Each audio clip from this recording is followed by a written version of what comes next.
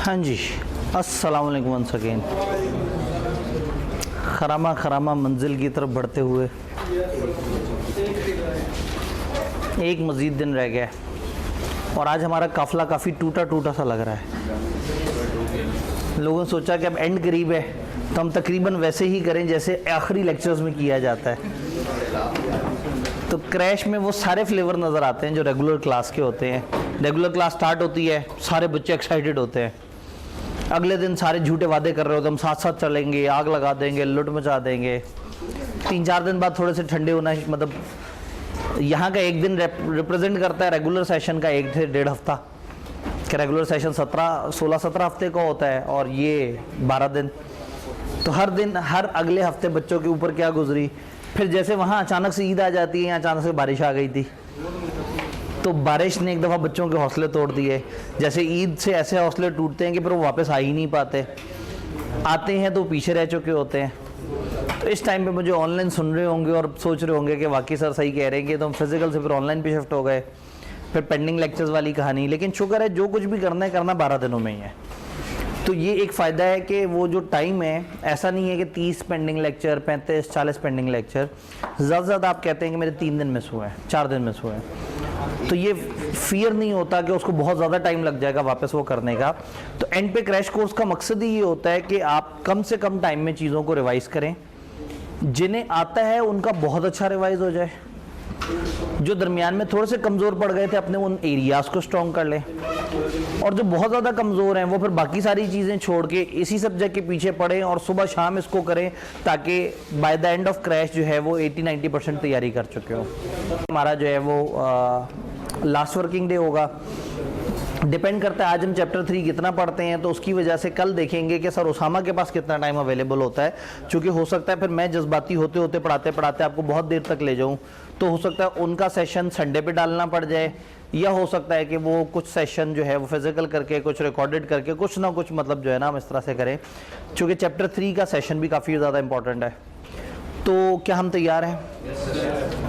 हम लोगों ने सब्सटैंटिव प्रोसीजर्स बनाने का भी देख लिया, हमने एनालिटिकल प्रोसीजर भी समझ लिया और हमने कंट्रोल्स की बेस भी समझ ली। अब एक स्टेप आगे होना है और अब हम चीज़ों को लेके चलेंगे।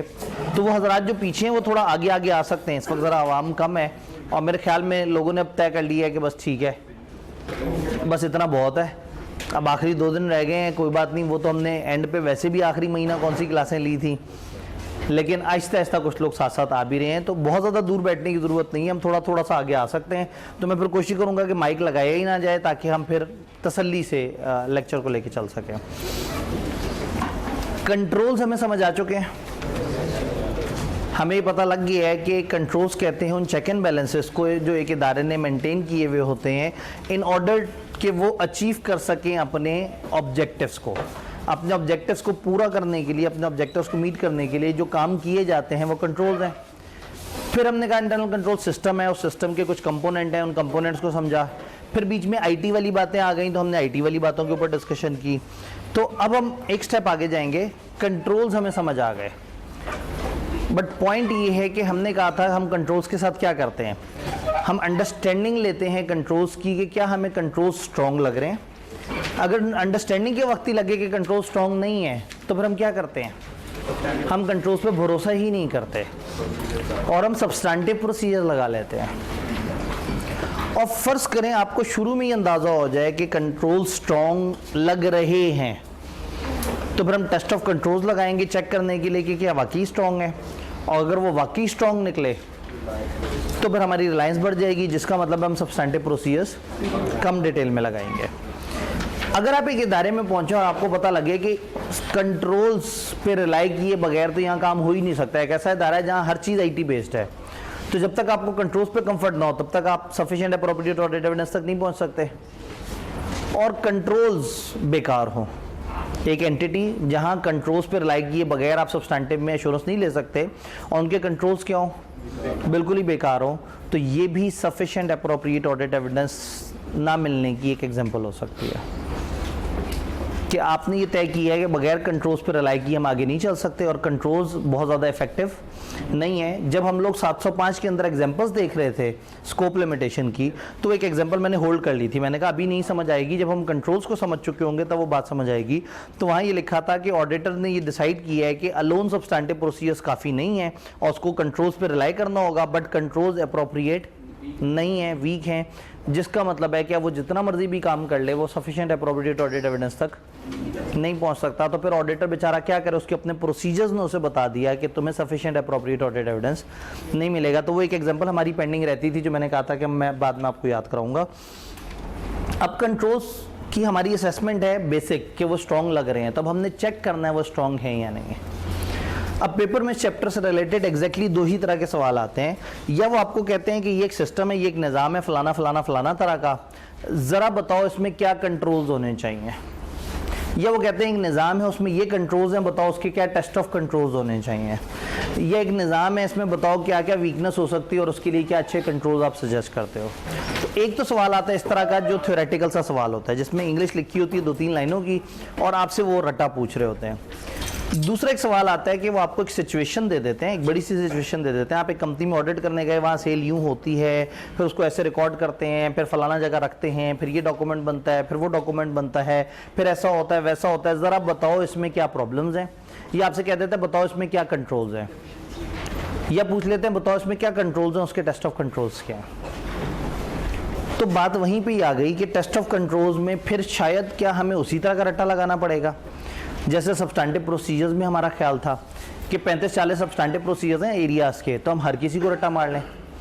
लेकिन वो रट्टा मारने से बच गए थे एक बंदे की वजह से, वो जिसने कोटेशन दी थी फलयुद्ध रसफ्यू की।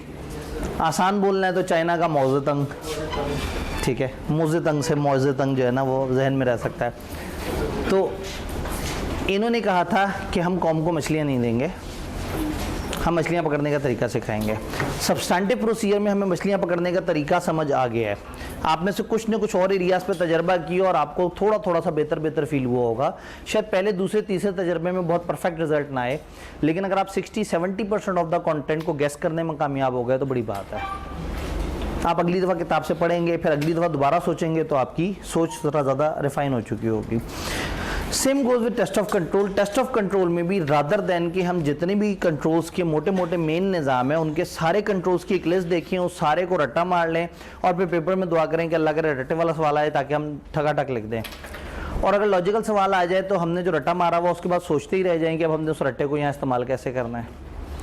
तो इसमें भी हम वही काम करेंगे जैसे हमने सब्सटैंटिव प्रोसीजर में किया था। हम उसकी रूह में उतर गए थे, उसकी रूह समझी थी, उसकी रूट कॉज समझी थी कि सब्सटैंटिव प्रोसीजर क्यों लगाए जाते हैं। इसलिए लगाए जाते हैं कि अजर्शंस वेरीफाई करनी होती हैं। तो फिर क्या होंगे सब्सटैंटिव प्रोसीजर? वो प्रोसीजर जिनसे अजर्शंस वेरीफाई होती हैं। तो अब देखेंगे कि ये जो कंट्रोल्स हैं ये क्यों लगाए जाते हैं। कंट्रोल्स इसलिए लगाए जाते हैं ताकि किसी भी प्रोसेस को हम ज़्यादा फाइन ट्यून कर सकें और किसी भी प्रोसेस के आउटकम या रिजल्ट को हम ज़्यादा बेहतर तरीके से समझ सकें। तो अगर हमें कुछ आइडियल वो प्रोसेस समझ आ जाएं जहाँ पे कंट्रोल्स लगाए जाते हैं तो हमारे लिए ज़िंदगी थोड़ी सी आसान हो जाएगी। तो जब हम इस चैप्टर की बात करते हैं तो यहाँ पे दो तरह के सवाल आते हैं, या क्रैमिंग यानी कि नॉलेज बेस्ड, या एप्लीकेशन यानी कि लॉजिकल सवाल। लॉजिकल सवाल में सिनेरियो दे के आपसे पूछा जाता है और यहाँ आपसे रटा पूछा जाता है। इनमें से कोई भी सवाल आए हम उसको आंसर कर सकते हैं ख़ास तरीके से। मैं अगर आपसे कहूँ कि बताएं कॉलेज में एडमिशन करते वक्त क्या कंट्रोल्स होने चाहिए तो आप मुझे ठगाठक बता देंगे। अगर मैं कहूँगा एक कॉलेज में बच्चे से पैसे रिकवर करने के क्या कंट्रोल्स होने चाहिए आप मुझे फ़ौरन से बता देंगे। एक कॉलेज वालों के पास स्टूडेंट कार्ड की फैसिलिटी क्यों होनी चाहिए आप मुझे फ़ौरन से बता देंगे अगर मैं इस तरह का सवाल पूछूं। और अगर मैं आपको एक सिचुएशन दूं कि एक बच्चा आया कॉलेज, उसने ये कागज़ भरा, ये कागज़ नहीं भरा, फिर ऐसा हुआ वैसा हुआ, तो बताओ इसमें क्या ख़राबी। आप कहेंगे सर हम आपको बताते हैं, यहाँ कार्ड पे ये नहीं लिखा था, यहाँ एडमिशन फॉर्म के साथ रसीद नहीं थी, फलाना डॉक्यूमेंट मिसिंग था, तो गलत हो गया। ये नहीं, आपने दोनों तरह के सवाल आंसर कर दिए। जब मैंने आपसे पूछा बताओ क्या कंट्रोल्स होने चाहिए, आपने वो भी बता दिया। और जब मैंने आपसे कहा बताओ क्या प्रॉब्लम नजर आई सिचुएशन में, आपने वो भी बता दी। ये दोनों आप कैसे बताने में कामयाब हुए? आपको एक प्रोसेस पता था, आपको प्रोसेस पता था कि एडमिशन का प्रोसेस क्या होता है। कॉलेज में एडमिशन का प्रोसेस क्या है। जब आपको एडमिशन का प्रोसेस पता है तो उससे रिलेटेड रट्टे वाला सवाल पूछें, वो भी आप बता सकते हैं।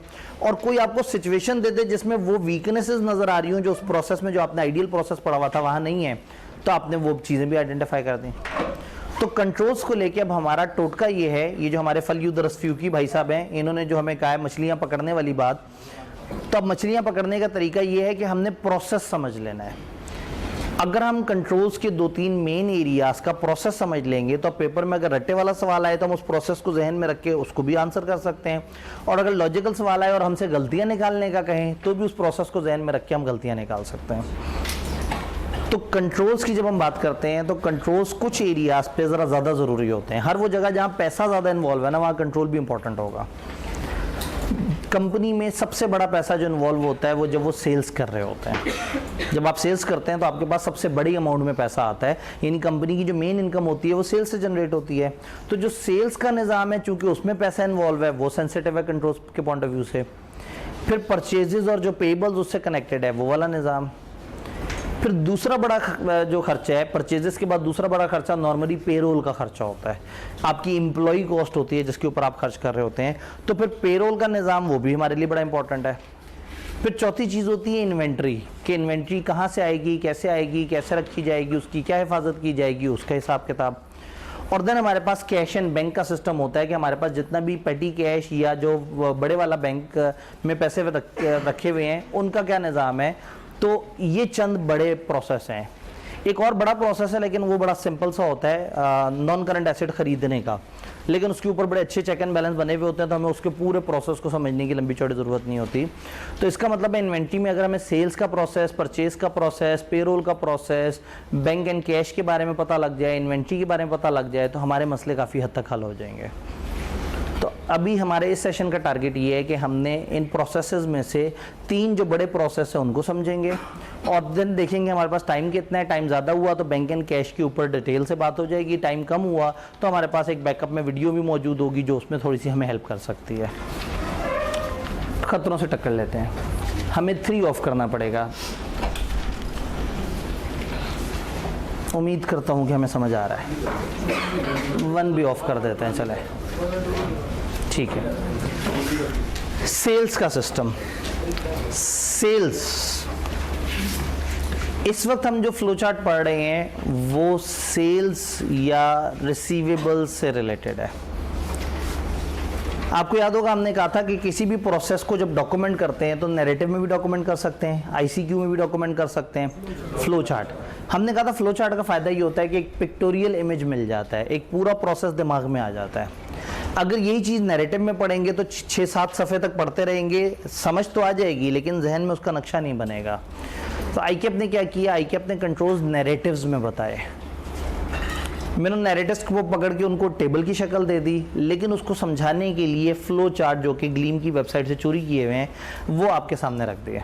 ये फ्लो चार्ट हमारी आईकेप की किताब में नहीं है, ये फॉर अंडरस्टैंडिंग पर्पज आपके लिए एक और जगह से वो किए हैं। इसमें इन्होंने क्या किया, सेल्स का एक आइडियल सा सिस्टम बताने की कोशिश की है। ये परफेक्ट सिस्टम नहीं है लेकिन इसमें काफ़ी ज़्यादा छोटे छोटे से इन्होंने कंट्रोल्स लगाए हुए हैं। जब हम इस प्रोसेस पूरे को समझ लेते हैं तो अब अगर कोई हमसे सवाल पूछे बताओ सेल्स में डिस्पैच के क्या कंट्रोल्स हैं, तो इस प्रोसेस को जहन में रख के हम उसको आंसर कर सकते हैं। और इसी तरह से अगर कोई हमें बताए कि एक सिनेरियो है जिसमें एक बंदे ने यूं सेल किया, ऐसे किया, वैसे किया, वैसे किया, बताओ क्या खराबी है, हम इस आइडियल सिस्टम को सोच के वो खराबी भी बता सकते हैं। तो थोड़ा सा समझने की कोशिश करते हैं कि सेल्स का एक अच्छा आइडियल निज़ाम क्या है या नियर टू आइडियल निज़ाम क्या है जिसके अंदर बहुत ज़्यादा कंट्रोल्स ऑलरेडी बिल्ट इन हुए हैं। इस फ्लो चार्ट के मुताबिक यहाँ से फ्लो चार्ट स्टार्ट होता है। नॉर्मली एक टर्मिनेटर्स लगे होते हैं कि स्टार्ट एंड कहाँ से होगा, तो वो स्टार्ट का एक बटन सा बना हुआ होता है ओवल सा। यहाँ से फ्लो चार्ट स्टार्ट हुआ, ये कस्टमर का ऑर्डर है, ऊपर लिखा हुआ है customer, sales department, warehouse department, shipping department. तो ऊपर डिपार्टमेंट या इदारे बने हुए हैं और नीचे फ्लो है। तो सबसे पहले क्या हुआ, कस्टमर ने कस्टमर ऑर्डर दिया, एक कस्टमर को चीज़ खरीदनी है, उसने कस्टमर ने एक ऑर्डर बनाया और वो ऑर्डर हमारे इदारे को भेज दिया।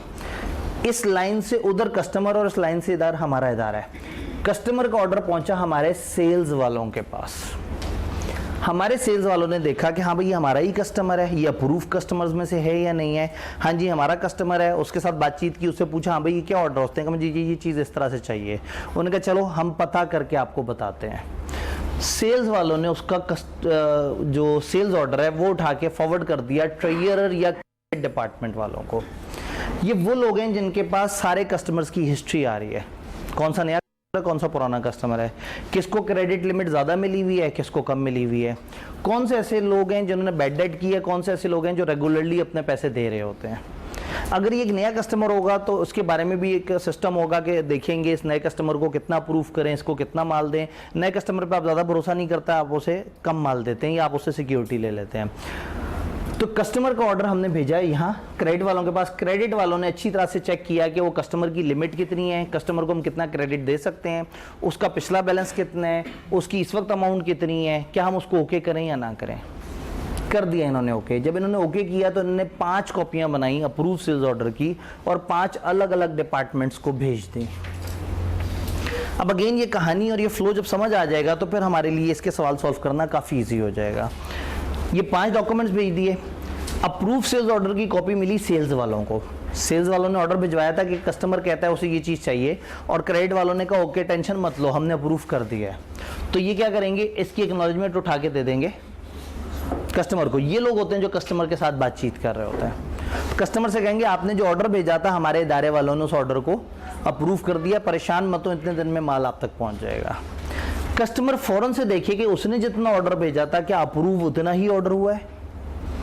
कहीं सेल्स वालों ने ऐसा तो नहीं किया कि उसने कहा था 100 यूनिट चाहिए, इन्होंने 120 यूनिट अप्रूव करवा लिए हों कि चलो एक दफ़ा 120 यूनिट होंगे, 20 हम रख लेंगे, 100 से भिजवा देंगे। उसकी हालत ख़राब हो जानी है कि भाई मैंने तो 100 का ऑर्डर दिया था, तुम मुझे क्यों 120 की एक्नॉलेजमेंट दे रहे हो, अल्टीमेटली पैसे तो मैंने देने हैं।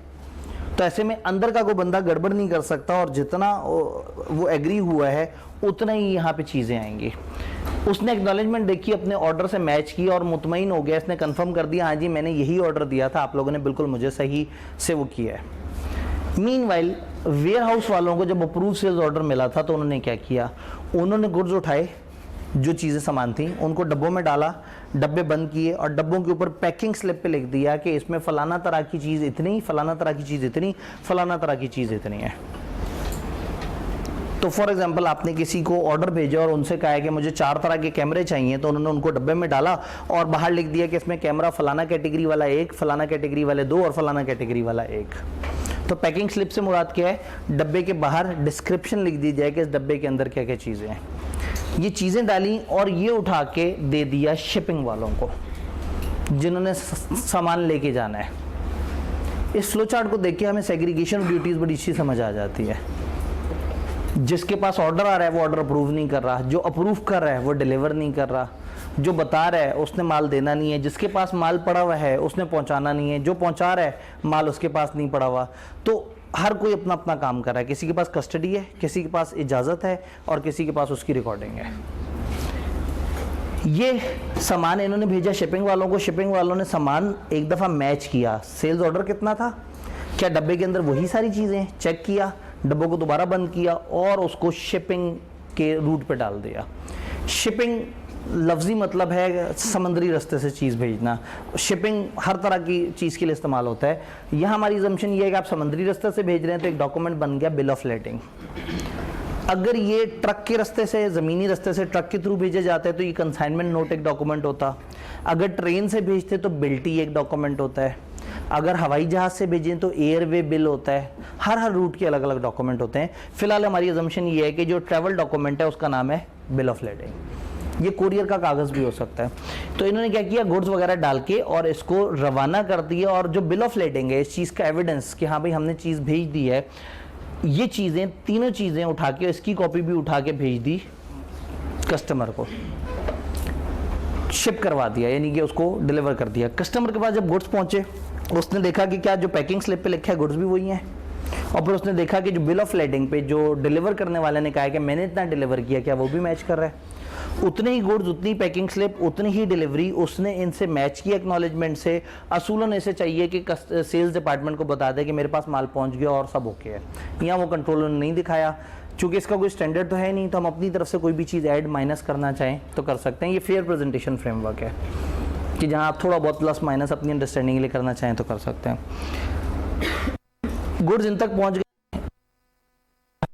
अप्रूव सेल्स ऑर्डर की कॉपी बिलिंग वालों के पास आई थी। बिलिंग को पता लगा था कि इतना ऑर्डर हमारा जाने वाला है, तो जैसे ही इन्होंने पैकिंग स्लिप उन्हें दी कि हाँ भाई हमने इतना सामान भिजवा दिया है, बिल ऑफ लेडिंग और पैकिंग स्लिप, तो पैकिंग स्लिप से पता लग जाएगा क्या क्या भेज दिया है, और बिल ऑफ लेडिंग से कंफर्म हो जाएगा कि हमने भेज दिया है, क्योंकि आपने रिकॉर्ड करते हुए थोड़ी एहतियात तो करनी है। तो अब जब पता लग गया कि ये सामान था और भेज दिया गया है, तो अब ये उसकी इनवॉइस जनरेट कर देंगे। इनवॉइस की 3 कॉपियां बनाएंगे, एक कॉपी चली जाएगी कस्टमर को, एक चली जाएगी सेल्स वालों को, और अकाउंट रिसीवेबल डिपार्टमेंट को। कस्टमर को जब इनवॉइस मिलेगी उसने फिर मैच कर लेना है कि क्या ये इनवॉइस इन सारी चीज़ों से मैच कर रही है।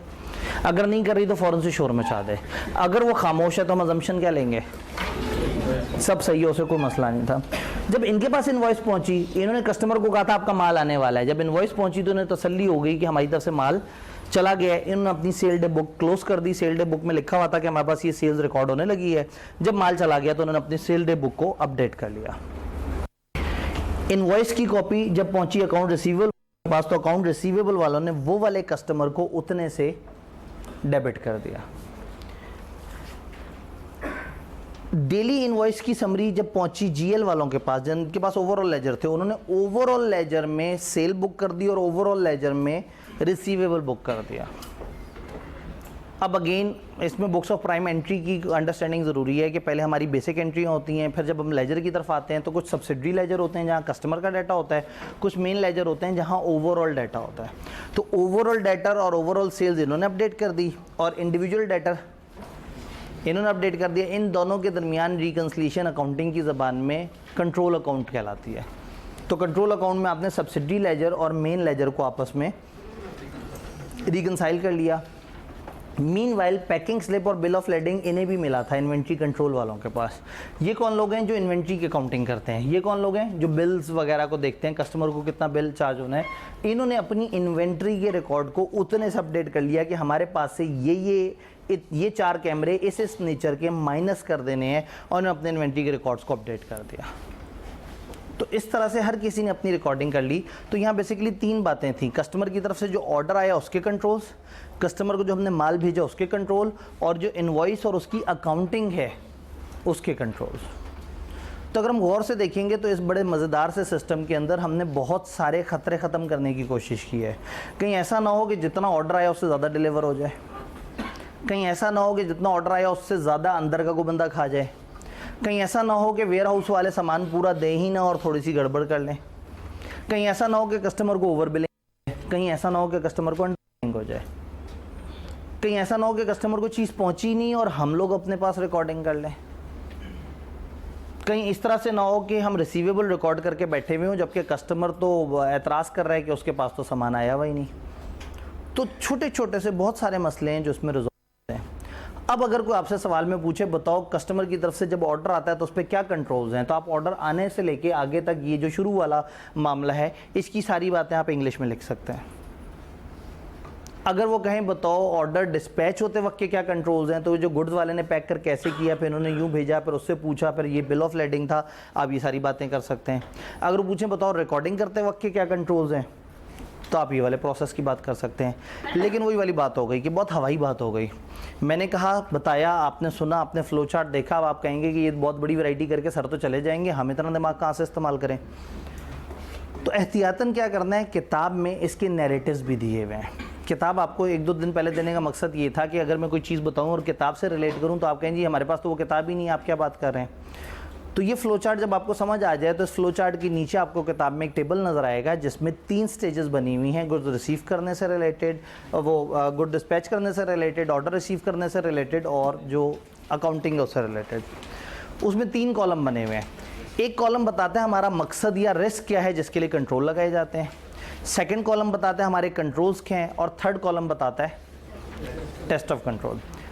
सरप्राइजिंगली पढ़ हम टेस्ट ऑफ कंट्रोल रहे हैं लेकिन हम समझ रहे हैं, चूंकि टेस्ट ऑफ कंट्रोल सबसे आसान बात है। 1 ऑन कर दीजिएगा। टेस्ट ऑफ कंट्रोल बड़ी आसान बात है। अगर आपको कंट्रोल्स पता है तो आपने सिर्फ चंद हेल्पिंग वर्ड्स यूज करके टेस्ट ऑफ कंट्रोल्स बना लेने हैं। कंट्रोल ये है कि वेयर हाउस वाला पैकिंग स्लिप लगा के भेजेगा। तो टेस्ट ऑफ कंट्रोल है चेक करो, कंफर्म करो, वेरीफाई करो कि क्या उसने पैकिंग स्लिप लगा के भेजी थी या नहीं। कंट्रोल ये है कि इनवॉइस देखे बगैर अकाउंट रिसीवेबल वाला एंट्री नहीं करेगा। तो कंफर्म करें क्या एंट्री के वक्त उसके पास रसीद अवेलेबल थी या नहीं थी। तो आपको जो भी कंट्रोल्स पता है ना, कंट्रोल के साथ लिख दें check that, examine that, verify that, observe that, investigate that, inspect that. आप इस तरह के वर्ड्स लगा के टेस्ट ऑफ कंट्रोल बना सकते हैं। तो टेस्ट ऑफ कंट्रोल मुश्किल नहीं है, मुश्किल है कंट्रोल्स। अगर कंट्रोल समझ आ जाए तो आप उसके साथ ये वर्ड्स यूज़ करके अपनी ज़िंदगी आसान कर सकते हैं। क्या सब लोगों को बात समझ आ रही है? तो दो तरह के सवाल, जो रटे वाला सवाल वो कहेगा बताओ प्रोसेस के कंट्रोल, आपने प्रोसेस आपके जहन में होगा, और सिर्फ जहन में नहीं होगा, आपने वो वाला जो टेबल है उसको एक दो दफ़ा पढ़ लिया होगा। उसमें सबसे ज़रूरी होगा सेंटर वाला कॉलम जिसमें कंट्रोल्स दिए हुए हैं, उसको आपने एक दो दफ़ा देखा होगा तो पेपर में आप उसको लिख पाएंगे। नहीं रटा याद आएगा, फ्लो जहन में आ गया तो आप खुद से भी लिख सकते हैं। दूसरी तरह का सवाल, एक सिचुएशन आपको दे दी और सिचुएशन में आपसे तबसरा करवा लिया कि हाँ भाई ये सिचुएशन है, बताओ कुछ गड़बड़ तो नहीं हो रही। जैसे रेगुलर क्लास में मैं ये चीज़ समझाने के लिए क्या करता हूँ, एक छोटी सी एग्जांपल दे देता हूँ, उससे पता लग जाता है कि जो अभी हमने फ्लो चार्ट पढ़ा, ये पढ़ने के बाद हमारे अंदर जो नई स्किल आ गई थी वो किस तरह से इस्तेमाल होनी है। तो एक दफ़ा वन ज़रा ऑफ कीजिए। एक एग्जांपल दी हुई है एक बिज़नेस की, आपने सुनना है और फिर देखना है कि उसमें आपको क्या मसले नज़र आए। Roses any time sells roses wholesale, ये होलसेल पे फूल बेचते हैं। कस्टमर टेलीफोन कर देता है कंपनी को और उनके ऑर्डर को एक क्लर्क ले लेता है। क्लर्क को वो फ़ोन करते हैं, वो फ़ोन पे उनका ऑर्डर सुन लेता है, डिटेल लेता है उनसे रोजेज़ की, एड्रेस उनसे पूछता है कि कहाँ डिलीवर होना है, और उनके बैंक अकाउंट की डिटेल ले लेता है कस्टमर की। फिर फ़ोन बंद करके वो क्या करता है, ये सारी डिटेल उठा के कंपनी के कंप्यूटर सिस्टम में डाल देता है, और ये कंपनी के इन्वेंट्री सिस्टम के साथ इंटीग्रेट है। जब वो सिस्टम में डालता है तो उसको लिखा नज़र आ जाता है पीछे के फूल पड़े हुए हैं हमारे पास या नहीं पड़े हुए। कंपनी का स्टैंडर्ड क्रेडिट टर्म्स ये है कि आपने महीने बाद पेमेंट करनी है, ऑर्डर डिलीवर होने के बाद महीने बाद। ऑर्डर डिलीवर कब करने हैं? 48 घंटे में। और पेमेंट कब लेनी है? 1 महीने बाद। अक्सर कस्टमर बैंक ट्रांसफ़र से पे कर देते हैं, तो एक अकाउंट रिसीवेबल लेजर भी बनाया हुआ है और कस्टमर को महीने में एक दफ़ा स्टेटमेंट भेज देते हैं कि भाईजान आपका इतना हमारे ज़िम्मे रिसीवेबल हमारे पास आपका आ रहा है। Credit limit credit controller set करता है। कैसे सेट करता है? एक स्टैंडर्ड फार्मूला है और वो ऑटोमेटिकली कंप्यूटर सिस्टम खुद ही से लगा देता है। जिसने भी कहा मुझे फूल चाहिए तो कंप्यूटर सिस्टम में एक फार्मूला था, उसने बता दिया चलो ये इस तरह का बंदा है, चलो जी इसको इतनी हम लिमिट दे देते हैं और ये चीज़ सेट हो जाती है। अब आपने ये बताना है, नीचे रिक्वायरमेंट को इग्नोर करके आपने ये बताना है कि आपको इस सिस्टम में, लाइट 1 ऑन कर दीजिएगा ज़रा, इस सिस्टम में आपको क्या खामी नज़र आई? टेलीफोन रिकॉर्ड नहीं है, रिटर्न रिकॉर्ड नहीं है। अब देखें ना हमारा सिस्टम क्या था, एक राइटिंग में ऑर्डर आया था और क्लर्क एक वो कर रहा है, जिसने अकाउंटिंग करनी है, जिसी ने सारा कुछ करना है, मतलब ये वन मैन शो है ना, ये एंट्रियां भी रिकॉर्ड कर रहा है, ये सारा कुछ कर रहा है। सेग्रीगेशन ऑफ ड्यूटी नज़र नहीं आई। 1 मंथ क्रेडिट पीरियड, इतना बड़ा क्रेडिट पीरियड, और आप कौन सी बहुत ज़्यादा ड्यूरेबल किस्म की प्रोडक्ट भेज रहे हैं, फूल जो 2 दिन में ख़त्म हो जाएंगे। तो 1 महीने का क्रेडिट पीरियड, ये भी समझ नहीं आ रहा। बगैर ऑथराइजेशन उसने फ़ोन पे वो किया और बस कंप्यूटर से पूछ लिया, उसने कोई फार्मूला दे दिया, उसने जनाब उस लिमिट को अप्रूव कर दिया और फ़ोन पे माल भेज दिया बगैर वेरीफाई किए, बगैर उस कस्टमर की ही तहकीक किए कि उसका पिछला क्या रिकॉर्ड है वगैरह वगैरह। और उसने माल कैसे भेजा इसके बारे में हमें नहीं पता। ऑर्डर डबल जा सकता है, कोई हिसाब किताब ही नहीं। महीने में एक दफ़ा कंफर्म करेंगे कस्टमर से कि हाँ भाई कितना चल रहा है। माल को चेक नहीं किया प्रॉपर कि क्या है, किधर रखा हुआ है, किसने डिलीवर करना है, वो क्या वो डिस्क्रिप्शन वही है जो उसने ऑर्डर में भेजी थी। ऑर्डर की कॉपी तो हर जगह आपने भेजी नहीं जी। 48 घंटे में जो डिलीवर करने का टाइम है, उससे फिर कस्टमर से किसी ने एक्नॉलेजमेंट ही नहीं ली, किसी ने उसके ऑर्डर की एक्नॉलेजमेंट भी नहीं ली, उसको माल मिल गया तो भी किसी ने एक्नॉलेजमेंट नहीं ली। और तो ये हम इतने चैंपियन एकदम से कैसे हो गए बैठे बैठे? क्योंकि हमने एक सिस्टम समझ लिया है। अगर आपको एक सिस्टम की, एक प्रोसेस की अच्छे से अंडरस्टैंडिंग है तो अब आपको अगर कोई भी फजूल सा सिस्टम बताएगा आप फ़ौरन से उस पर एतराज़ कर देंगे, क्योंकि आपको अपने आइडियल सिस्टम के कंट्रोल्स नज़र नहीं आ रहे होंगे। तो टेस्ट ऑफ कंट्रोल्स का सबसे बेस्ट तरीका ये है कि आप प्रोसेस को समझ लें। जब प्रोसेस समझ लिया, यानी कि यहाँ मछलियाँ पकड़ने का तरीका ये है कि प्रोसेस ग्रिप में आ जाए। जब प्रोसेस ग्रिप में आ जाए, वो पूछें रट्टे वाला सवाल के कंट्रोल्स बता दो, लिख दें। वो कहें हमारा ये निज़ाम है, इस पर तनकीद कर दो, आप फ़ौरन से कर दें। हमारा फेवरेट काम तनकीद। वो कहेंगे क्या ख़राबी है, हम कहेंगे ख़राबी ही ख़राबी है, लेकिन उसे ख़राबी कहना है जो जिसका प्रोसेस आपको पता हो। क्योंकि हो सकता है उनके दो पार्टों में कहें, एक पार्ट ख़राबियाँ बताओ, दूसरा पार्ट बताओ इसके आइडियल कंट्रोल्स क्या होने चाहिए, और दुआ करें एक तीसरा पार्ट भी हो, कहें इसके टेस्ट ऑफ कंट्रोल बता दो। क्योंकि उसमें तो आपने सिर्फ कंट्रोल वाला कॉलम पकड़ना है और उसके साथ बस आपने अल्फाज, बस कोशिश करना है कि हर अगला लफ्ज़ पिछले से थोड़ा मुनफरिद हो, ताकि देखने वाला बोर ना हो। अगर आप चेक दैट करते रहेंगे तो ज़रा थोड़ा सा फीका फीका सा हो जाएगा काम। तो ये जो नीचे टेबल है ना, ये टेबल को पढ़ने से आपको ये थोड़ी सी साइंस समझ आ जाएगी कि आपने ये काम कैसे करना है। तो रट्टे की तरफ नहीं जाना उन लोगों ने जिनको समझ आ गई। लेकिन कुछ ऐसे लोग जो ये मानते हैं कि भाईजान फ्लो चार्ट पता नहीं क्या चीज़ होता है और मैं आज तक हमेशा रट्टा मार के ही पास होता आया हूँ, तो भाई मैं उस बच्चे को नहीं रोक रहा। अगर वो नीचे दिए गए टेबल को प्योर रट्टा मारना चाहे तो भाई जिम्मेदारी अपनी अपनी।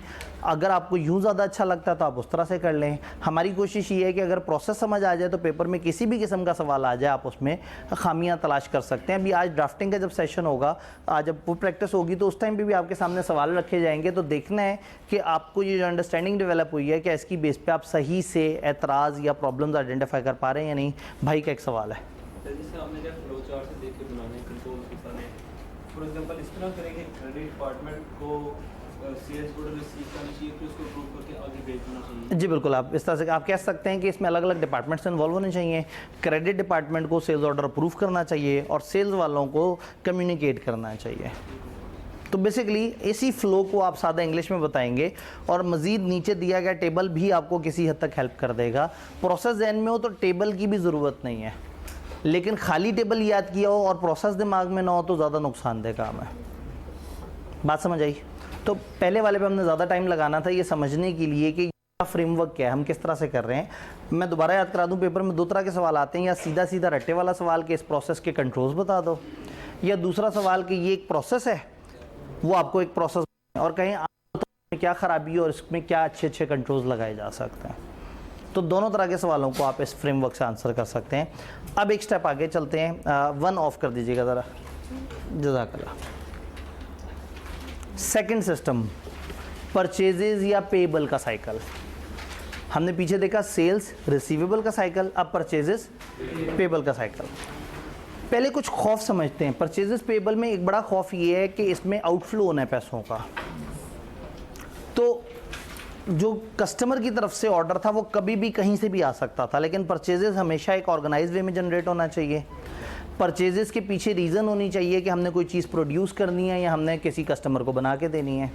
तो हमेशा एक लेजिटिमेट रीज़न होनी चाहिए। उस रीज़न पे देखना चाहिए स्टॉक पड़ा है या नहीं पड़ा, और फिर स्टॉक का ऑर्डर होना चाहिए, और फिर जब वो ऑर्डर हो तो उसकी प्रोसेसिंग पेबल की बाकायदा सही तरीके से रिकॉर्ड होनी चाहिए। इस दौरान गड़बड़ें हो सकती हैं, लोग गलत सप्लायर के पास ऑर्डर दे सकते हैं, गुड्स की तरतीब आगे पीछे कर सकते हैं, रिकॉर्डिंग करने वाला ही अगर कस्टडी रख रहा होगा तो 100 तरह के मसले आ सकते हैं। तो किताब हमें कुछ कंट्रोल्स बता रही है। अगेन अच्छे कंट्रोल्स हैं लेकिन परफेक्ट कंट्रोल्स नहीं है। आप अपनी पसंद से इसमें कुछ और चीज़ें ऐड करना चाहें तो ऐड कर सकते हैं, क्योंकि सब्सटैंडर्ड प्रोसीजर की तरह इसका भी कोई स्टैंडर्ड नहीं है और ये हर कोई अपने अल्फाज में लिख सकता है। कहानी शुरू होती है स्टार्ट से। एक बड़े फ्लो चार्ट में इस तरह का ओवल हमें फ़ौरन से बता देता है कि कहानी कहाँ से स्टार्ट हो रही है। स्टार्ट से कहानी स्टार्ट हुई है। ये कौन सा डिपार्टमेंट है भला? ये कौन लोग थे? इनके पास इन्वेंट्री के रिकॉर्ड्स होते हैं। इन्वेंट्री पड़ी नहीं होती, वो तो वेयर हाउस वालों के पास पड़ी है। इनके पास इन्वेंट्री की अकाउंटिंग होती है, उसके इन्वेंट्री कंट्रोल वालों को नज़र आया कि हमारे पास फलाना इन्वेंट्री हमारे उस लेवल से नीचे चली गई है। कुछ कॉस्ट अकाउंटिंग याद है? कुछ लीड टाइम्स होते थे, तो कुछ एक मिनिमम इन्वेंट्री लेवल होता था, तो एक ऐसा पॉइंट आता था जिस पे रीऑर्डर लेवल आ जाता था। तो अगर आपकी एक अच्छी मैनेजमेंट होगी, मैनेजमेंट अकाउंटिंग, तो समहाउ आपके पास हर तरह के एरिया का एक रीऑर्डर लेवल सेट हुआ होगा। तो परचेज ये इन्वेंट्री कंट्रोल वालों को यहाँ से पता लग जाएगा कि कौन कौन से आइटम्स में इस वक्त अब वो लेवल आ गया है, अब उसकी ऑर्डर होने की ज़रूरत है। तो ये क्या करेंगे, एक दरख्वास्त बनाएंगे जिसको कहेंगे परचेज रिक्विजिशन, और ये दरख्वास्त उठा के दे देंगे परचेजिंग डिपार्टमेंट वालों को। परचेजिंग डिपार्टमेंट वालों से कहेंगे भाई हमें ये वाली चीज़ इतनी क्वांटिटी में इस दिन चाहिए। परचेज वाले एक परचेज ऑर्डर बनाएंगे और इन दोनों की कॉपी उठा के दे देंगे अकाउंट्स पेबल वालों को। अकाउंट्स पेबल वालों से कह देंगे कि भाई एक्सपेक्ट करना शुरू कर दो, हमारी एक लायबिलिटी आने वाली है। हमें परचेज एक्विजिशन उनकी तरफ से आ गई है और हम एक परचेज ऑर्डर बना चुके हैं।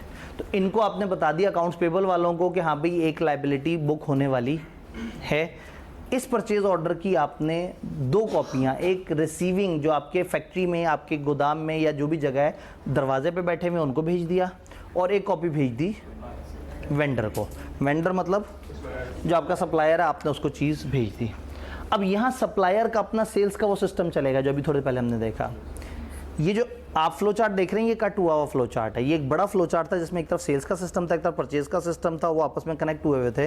तो इसके पीछे वो वाला फ्लो चार्ट है। अब ये है कस्टमर और ये है सेलर, तो ये अपना वही सारा सिस्टम चलाएगा और भेज देगा गुड्स। वो सारी चीज़ें रिपीट कर सकते हैं जो पीछे पड़ा था कि ये इनको कंफर्म कर देगा, ये उनसे रब्ता करेगा, ये उनसे पूछेगा। अब गुड्स पैकिंग स्लिप और यहाँ बिल ऑफ लेडिंग भी लगा सकते हैं। ये चीज़ें भेज देगा हमारा सप्लायर हमारी कंपनी को। जब कंपनी को भेजेगा तो वो इन्वेंट्री कंट्रोल वालों को नहीं भेजेगा, परचेज करने वालों को नहीं भेजेगा, वो दरवाजे पे भेजेगा।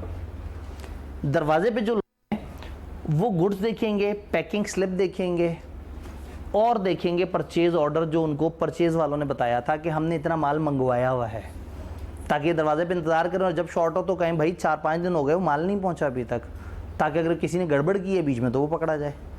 तो इन्होंने दरवाजे पे ये गुड्स और पैकिंग स्लिप रिसीव की, दरवाजे पे ही उन गुड्स को गिना, उस पैकिंग स्लिप के साथ मैच किया, तस्दीक हो गई तो उन्होंने क्या किया, गुड्स भेज दिए वेयर हाउस वालों को और पैकिंग स्लिप भेज दी इन्वेंट्री कंट्रोल वालों को। फिजिकल गुड्स वेयर हाउस को दे दिए और पैकिंग स्लिप इन्वेंट्री कंट्रोल वालों को। और एक रिपोर्ट बनाई गुड रिसीव नोट, वो जो उन्होंने सामान दिया था, उन्होंने जो चीज़ें आके दी थी आपने उस पर साइन किया, एक कॉपी उन्हें दी, एक अपने पास रखी, तो ये बन गया गुड्स रिसीव नोट। वो भी हो सकता है और एक बड़ी खूबसूरत सी रिसीविंग रिपोर्ट भी हो सकती है। तो रिसीविंग रिपोर्ट या गुड रिसीव नोट ये वो डॉक्यूमेंट है जो उस बंदे की तरफ से भी वेरीफाइड है जिसने माल डिलीवर किया है और आपके दरवाजे वालों ने भी इस पर साइन किए हुए हैं। इसकी कॉपीज़ उठा के हर डिपार्टमेंट में भेज दी, वेयर हाउस वालों को, इन्वेंट्री कंट्रोल वालों को, परचेज वालों को और इनको। अब वेयर हाउस वालों को सामान भेजा है और वेयर हाउस वालों को ये रिपोर्ट भेजी है। वेयर हाउस वाले सामान को इस रिपोर्ट से मैच करके इसकी एक कॉपी पे साइन करके इनको वापस दे देंगे, ताकि इनके पास एविडेंस हो कि हमने वेयर हाउस वालों को जो सामान दिया उनसे एक्नॉलेजमेंट उसकी ले ली है, वाकई उनके पास उतना सामान गया, ना कम गया है ना ज़्यादा गया है। तो इन्होंने जनाब उसको मैच करके इनको एक्नॉलेजमेंट दे दी, वो इन्होंने अपने पास रख ली। फिर रिसीविंग रिपोर्ट की कॉपी पहुंच गई इन्वेंट्री कंट्रोल वालों के पास। दरवाजे वालों ने कह दिया कि माल आ गया है। पैकिंग स्लिप पे वो सेलर ने भेजा था कि मैंने कौन कौन से गुड भेजे, उसने ये देखा, दरवाजे की रिपोर्ट देखी और परचेज़ हमने किस चीज़ की थी उसको मैच किया। हमने जो मांगा था क्या उन्होंने वही भेजा है और क्या दरवाजे वालों ने वही मौसूल पाया है। तीनों चीज़ें देखी। इसने क्या किया, अपनी इन्वेंट्री के रिकॉर्ड में उस इन्वेंट्री को ऐड कर दिया कि हमारे पास इतनी इन्वेंट्री आ गई है। ये रिसीविंग रिपोर्ट पहुंची थी परचेज डिपार्टमेंट वालों के पास भी। परचेज डिपार्टमेंट वालों ने परचेज की रिक्विजिशन पे परचेज ऑर्डर जनरेट किया था, लेकिन इन्हें अभी तक नहीं पता था कि माल पहुंचा या नहीं पहुंचा। जैसे ही इन्हें नज़र आया कि हमारे पास माल पहुंच गया है, इन्होंने अपने परचेज ऑर्डर को क्लोज कर दिया कि ये जो परचेज ऑर्डर था इसके अगेंस्ट हमारे पास माल आ गया। जैसे पिछले सेल्स ऑर्डर वालों ने नहीं क्लोज किया था, इन्होंने उसको क्लोज करके अपनी फाइल अपडेट कर दी। अकाउंट्स पेबल वालों के पास जब रिसीविंग रिपोर्ट पहुंची तो उन्होंने देखा कि वो जो हमने एक एक्सपेक्टेशन डेवलप हुई थी कि लायबिलिटी रिकॉर्ड कर लें, अब माल हमारे पास आ गया है। इन्होंने जनाब अकाउंट्स पेबल की फ़ाइल को अपडेट कर लिया। मीनवाइल डेली परचेजेस ऑर्डर की समरी इनके पास जा रही थी और ये अपने जीएल को टोटल परचेजेस, टोटल पेबल ये रिकॉर्ड कर रहे थे। इन्होंने इसको उसके साथ रिकनसाइल कर लेना है, कंट्रोल अकाउंट बना लेना है और देख लेना है कि जो इंडिविजुअल लेजर में एंट्रियाँ हो रही हैं और जो ग्रैंड टोटल है ये आपस में एक दूसरे के साथ मैच करें। मीनवाइल इन्वेंट्री वाला भी अपने को इस जनरल लेजर के साथ मैच कर सकता है, क्योंकि जनरल लेजर में अब इन्वेंट्री की रिकॉर्ड भी अपडेट हो जाएंगे, आपके पास मजीद इन्वेंट्री आ गई है। तो ये पूरा निज़ाम है। इस पूरे निज़ाम में कुछ ऐसे कंट्रोल्स हैं जो हम मज़ीद ऐड भी कर सकते हैं, लेकिन इसमें अगर हम गौर से देखें तो बहुत सारे ख़तरे ख़त्म हुए हैं।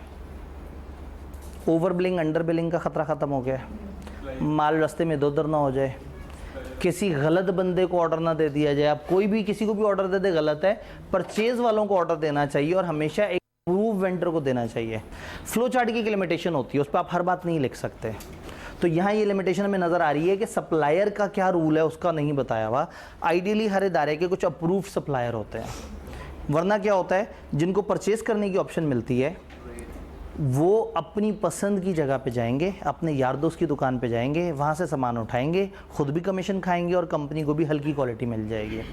तो आइडियली डायरेक्टर्स की एक प्रोक्योरमेंट कमेटी होनी चाहिए जो बैठ के देखे कि कौन से नए वो हैं, क्योंकि ये एक बड़ी अमाउंट की एंट्री है।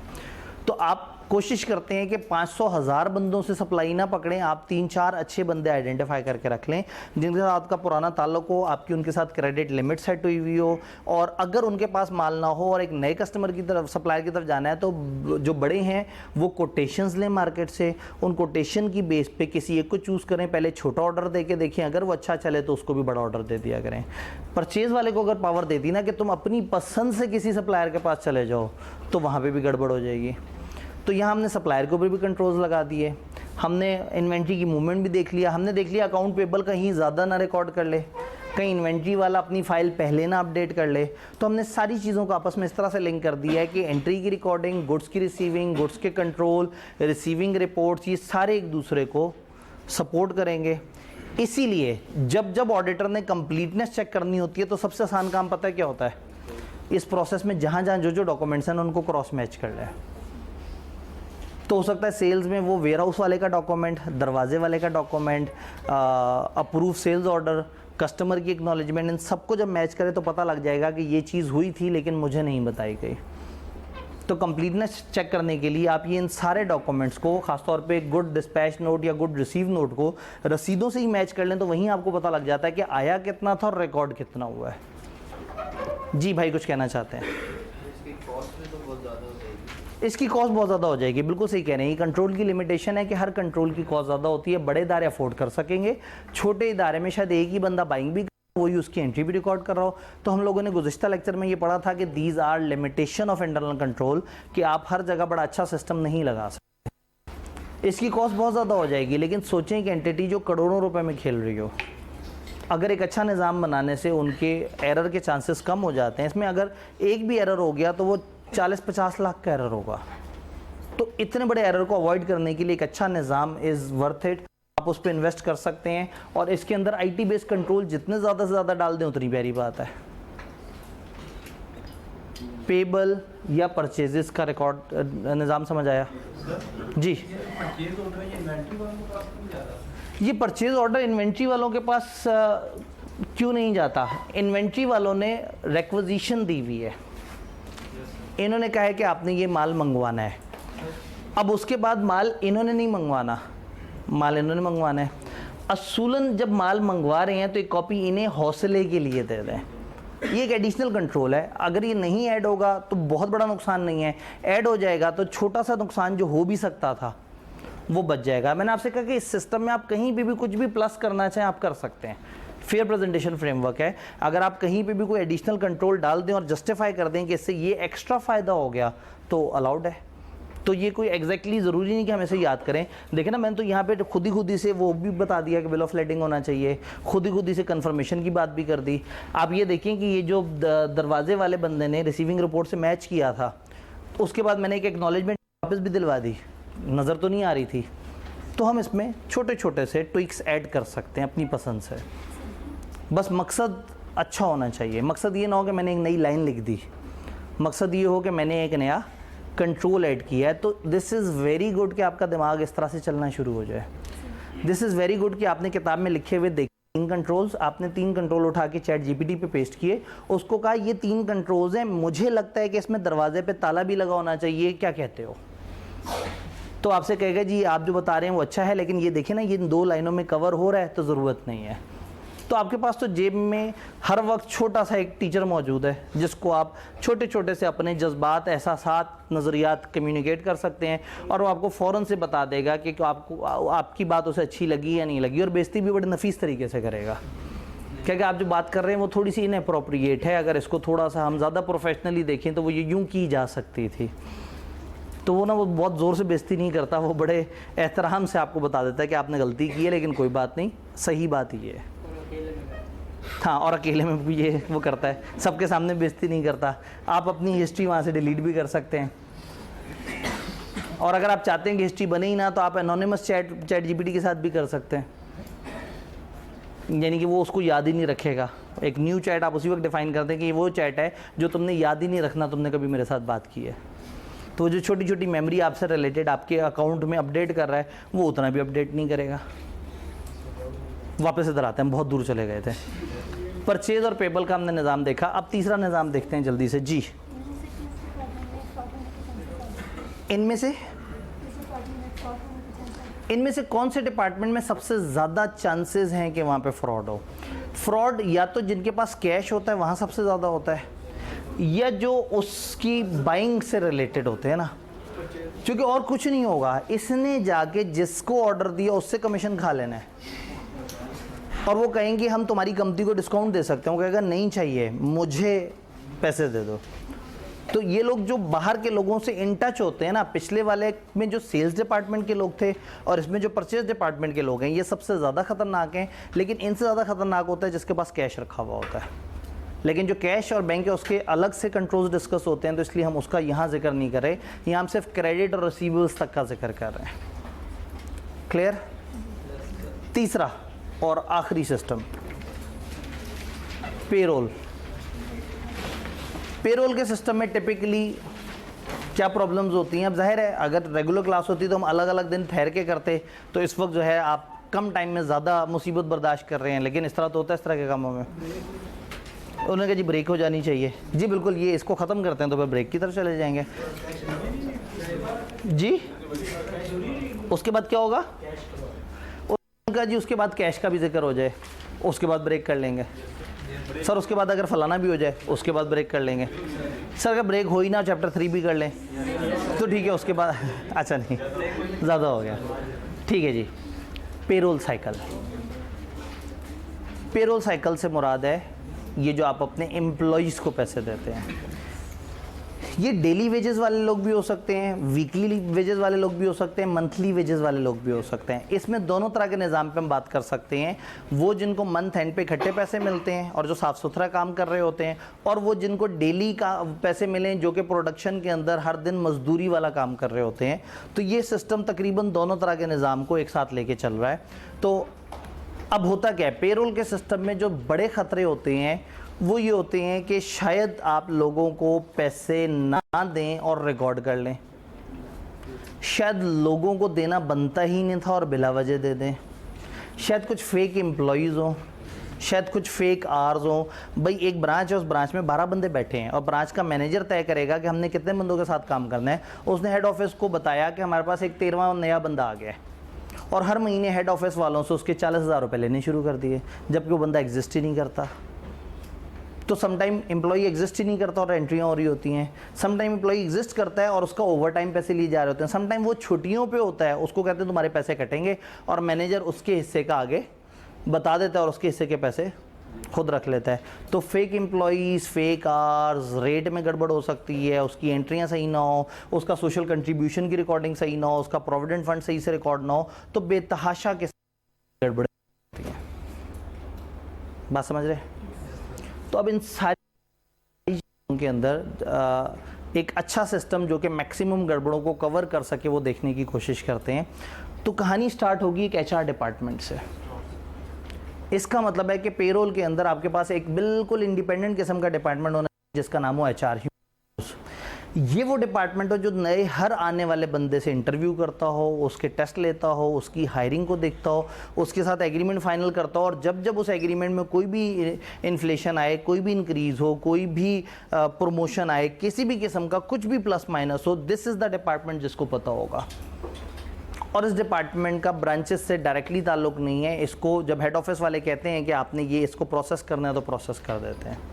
तो अब कोई ब्रांच वाला नया एम्प्लॉय बता ही नहीं सकता हमारे पास है, क्योंकि इन्होंने नया एम्प्लॉय हायर करवाना है। ये बाहर से अपनी पसंद से बंदा ढूंढेंगे, हायर करके वहाँ पे भेजेंगे, उससे एक्नॉलेजमेंट लेंगे, उसके बाद हेड ऑफिस को बोलेंगे कि हाँ भाई वहाँ बंदा काम कर रहा है, अब उसकी तनख्वाह प्रोसेस करना शुरू करेंगे। तो ये डिपार्टमेंट, इसके पास सारे अप्रूव रेट्स, रिकॉर्ड्स, एम्प्लॉइज, जितने एम्प्लॉई मौजूद हैं, जो छोड़ के जा रहे हैं उनके रिकॉर्ड इसके पास हैं, जो आ रहे हैं उनके रिकॉर्ड, जिनकी ट्रेनिंग हुई हैं, जिनकी प्रमोशन हुई है, जिसके जितने जितने पैसे हैं उनके रिकॉर्ड किसके पास है। तो जैसे ही मंथ एंड हो रहा होगा तो इन्होंने ये सारे अप्रूव रेट्स वगैरह पेरोल डिपार्टमेंट को बता देने हैं कि by the end of month ये हैं हमारे एक्टिव एम्प्लॉइज़ और ये इनकी माहाना तनख्वाहों की डिटेल है, इतनी तनख्वाहें हैं, इतने टैक्स हैं, इतने प्रोविडेंट फंड है, इतने फलाना है और इतने फलाना, ये दे देंगे पेरोल वालों को जिन्होंने पेरोल की अकाउंटिंग करनी है। तो एक तो ये प्रोसेस है जो इन्होंने किया। एक स्लो प्रोसेस है जो प्रोडक्शन डिपार्टमेंट के थ्रू रूट हो रहा है। जब लोग प्रोडक्शन में काम कर रहे हैं तो डेली उनके कुछ एम्प्लॉई क्लॉक कार्ड्स बन रहे हैं, यानी अगर हम लेबर की बात करें तो वो हर दिन जाके जितने आवर्स काम कर रहे हैं तो देयर इज़ अ रिकॉर्ड जिसमें लिखा हुआ आ रहा है कि इस बंदे ने आज 11 घंटे काम किया, इसने 8 घंटे काम किया, इसने 7 घंटे काम किया, पूरे महीने तक उसके आवर्स रिकॉर्ड होते गए। तो एम्प्लॉई क्लॉक कार्ड के अंदर उसके पूरे महीने के टोटल आवर्स हैं, ये प्रोडक्शन डिपार्टमेंट वाले उस बंदे के टोटल आवर्स की समरी उठा के भेज दें टाइम कीपिंग वालों को। यानी होगा ये कि हर दिन उसने जो काम किया वो उठा के उनको बताते रहेंगे, तो टाइम कीपिंग वालों के पास मंथ के एंड पूरे महीने में उसने जितने आवर्स भी काम किया, फॉर एग्जांपल उसने 220 आवर्स काम किया, उसने 250 आवर्स काम किया, इनके पास रिकॉर्ड आ गया। अच्छा, जब वो प्रोडक्शन में काम कर रहा था तो जिस जॉब पे काम कर रहा था, एक कुर्सियों का ऑर्डर आया हुआ था जिसमें 40 कुर्सियां बना के देनी थी, तो इस बंदे ने एक दिन 3 घंटे उस पर काम किया, तो उस जॉब की जॉब ऑर्डर कॉस्टिंग कर रहा होगा कोई, वो रिकॉर्ड कर रहा होगा हमारा लेबर कितना लगा, मटेरियल कितना लगा, तो इस लेबर के उतने आवर्स उसने अपने रिकॉर्ड में रखे होंगे। तो ये 3 घंटे के बाद इसने मेज़ें बनाने वालों का काम करना शुरू कर दिया होगा, फिर रोस्टम बनाने वालों का काम करना शुरू कर दिया। भाई मजदूर अवेलेबल है, अलग अलग लोग अपनी अपनी जॉब्स पे उससे काम करवा रहे हैं। तो अगर एक बंदा वहाँ मौजूद है और जितना उसने काम किया वो किसी ना किसी जॉब का लोकेट होगा, तो होगा ये कि हर जॉब वाला बंदा, हर बंदा जिसके अंडर उसने काम किया है, वो नहीं चाहेगा कि मैं अपनी जॉब की कॉस्टिंग ज़्यादा कर दूँ। तो अगर इसने 3 घंटे काम किया है तो वो अपने जॉब के रिकॉर्ड में कितना लिख रहा होगा, 3 घंटे ही। अगर उसने किसी जगह 2 घंटे काम किया तो वो उसको 2 घंटे लिखेगा, क्योंकि वो नहीं चाहते कि उनका अपना अपना प्रोजेक्ट, उसका बजट आउट हो जाए। तो टाइम कीपिंग वाले क्या करेंगे, जॉब टाइम टिकट्स पकड़ेंगे, यानी कि जॉब टाइम के रिकॉर्ड्स पकड़ेंगे और क्लॉक कार्ड्स के रिकॉर्ड पकड़ेंगे, यानी कि उसके टोटल आवर्स और उसके जॉब वाइज आवर्स जोड़ेंगे और रिकंसाइल करेंगे कि इस बंदे ने 220 आवर्स टोटल काम किया, 110 आवर्स फलाना प्रोजेक्ट पे काम किया, 30 आवर्स फलाना पे किया, 60 आवर्स फलाना पे किया, तो ये 11 घंटे आउट हो गए। तो देखेंगे तो हो सकता है कहीं ना कहीं वेरिएंस एनालिसिस वालों ने बताया हो कि हमारे पास कुछ आइडल आवर्स आ गए थे, मजदूर बैठा हुआ था, वो तैयार नहीं थी, मशीन तैयार नहीं थी, तो वो बेचारा क्या करता। तो थोड़ा सा इसको रिकंसाइल करके समझेंगे कि कितने आवर्स उसने असल में काम किया, और वो आवर्स की समरी उठा के भेज देंगे पेरोल वालों को। तो पेरोल वालों का अप्रूव रेट वहाँ से मिले कि किस बंदे को पर आवर कितने देने हैं और उसने असल में कितने आवर्स काम किए जिसकी पेमेंट होनी चाहिए। टाइम कीपिंग वाले काम नहीं करवा रहे, काम ये करवा रहे हैं। टाइम कीपिंग वाले ये टोटल आवर्स और इंडिविजुअल आवर्स को आपस में रिकंसाइल करके एक समरी सी दे रहे हैं। अब क्या होगा, ये अपने पेरोल रजिस्टर में डाल देंगे कि इतने हज़ार या इतने 100 एम्प्लॉइज़ के इतने लाख रुपए ड्यू बनते हैं, और ये अपने पेरोल के रिकॉर्ड को अपडेट कर लेंगे कि इतनी सैलरी ड्यू हो गई है। ये जो पेरोल है इसको अकाउंट्स पेबल और जनरल लेजर वालों के पास भेज देंगे। अकाउंट्स पेबल वाले उन इंडिविजुअल अकाउंट्स, उन इंडिविजुअल एम्प्लॉइज़ के अकाउंट में उतना पेबल रिकॉर्ड कर देंगे, और जो जनरल लेजर वाले हैं वो टोटल एंट्री कर देंगे, यानी कि सैलरी एक्सपेंस डेबिट और पेबल क्रेडिट। क्योंकि अभी तो पेबल रिकॉर्ड हुआ, अभी पैसे तो दिए नहीं है, लेकिन एक्रू हो गया है, तो ये एक्रूअल की एंट्री हुई है कि इन्होंने पेरोल का रिकॉर्ड अपडेट कर दिया। अकाउंट्स पेबल और जीएल के अंदर हमने ये चीज़ कर दी। अकाउंट्स पेबल वाले फिर कहेंगे भाई मेरे पास इन लोगों का इतना पेबल आ रहा है, हो सकता है पिछले महीने का भी उनका कुछ रहता हो, तो वो एक लिस्ट बना के दे देगा कि ये 550 लोग हैं, इन 550 लोगों के इतने रुपए आप लोगों ने देने हैं, और ये पेमेंट वोचर बना के भेज देगा कैश वालों के हवाले। कैश वालों को एक तरफ से पेरोल रजिस्टर से एंट्री नज़र आ रही होगी कि कितनी पेरोल होनी चाहिए, उधर से पेमेंट का वोचर आ जाएगा, दोनों को मैच करके देखेंगे और उसके बाद पेमेंट्स करेंगे। कैसे करेंगे, बैंक ट्रांसफ़र से भी कर सकते हैं, अपने बैंक को भी कह सकते हैं कि ये 550 लोग हैं, इनके अकाउंट्स में इतने पैसे डाल दो। मैनुअल चेक्स भी बना सकते हैं, और मैनुअल चेक बना के प्रोडक्शन डिपार्टमेंट में भेज सकते हैं कि हाँ भाई ये लोग तुम्हारे पास मैनुअली काम कर रहे हैं, इनके बैंक अकाउंट्स नहीं है, तुम लोगों ने इनको पैकेट्स दे देने हैं सैलरियों के। ये जो summary of hours by job की जब वर्किंग टोटल सामने आई है ना, तो इससे जॉब कॉस्ट अपने रिकॉर्ड्स अपडेट कर दिए थे कॉस्ट अकाउंटिंग वालों ने। अभी क्या हुआ है, अभी जब आपने मैनुअल यहाँ तो इन्होंने उसकी पेमेंट कर देनी है। अब यहाँ चूंकि पैसा इन्वॉल्व हो गया तो पैसे के कंट्रोल्स आ जाएंगे। हर दिन एक ख़ास टाइम के बाद पैसा इनके पास आ जाएगा, तो वहाँ एक सिक्योरिटी गार्ड भी साथ मौजूद होना चाहिए, एक कैमरा लगा होना चाहिए। हर बंदा आए, वो बंदा अपनी शनाख्त बताए और उसकी शनाख्त के मुताबिक ये रिकॉर्ड से देख के उसको उतने रुपयों का पैकेट बना के भेज दें। पैकेट जब उस बंदे को मिले वो खड़े खड़े पैकेट खोले, रुपए गिने, तस्दीक करे, साइन करे और फिर लेके जाए। तो इसकी यहाँ पे हमें कुछ अच्छे कंट्रोल्स देने पड़ेंगे, क्योंकि अब ये खुला कैश इन्वॉल्व हो रहा है। आइडियली हमेशा कंपनी चाहेगी कि वो ऑनलाइन ट्रांसफ़र करे, लेकिन बहुत सारी जगह पे बहुत सारे ऐसे मजदूर या बहुत सारी ऐसी सिचुएशंस होंगी जहाँ आपके पास बहुत डिसेंट एनवायरनमेंट नहीं होगा, तो वो आप फिज़िकली ही चीज़ें दे रहे होंगे। लेकिन जो फिज़िकली चीज़ें दे रहे हैं उसकी एक्नॉलेजमेंट और वो सारा निज़ाम आपको करना होगा।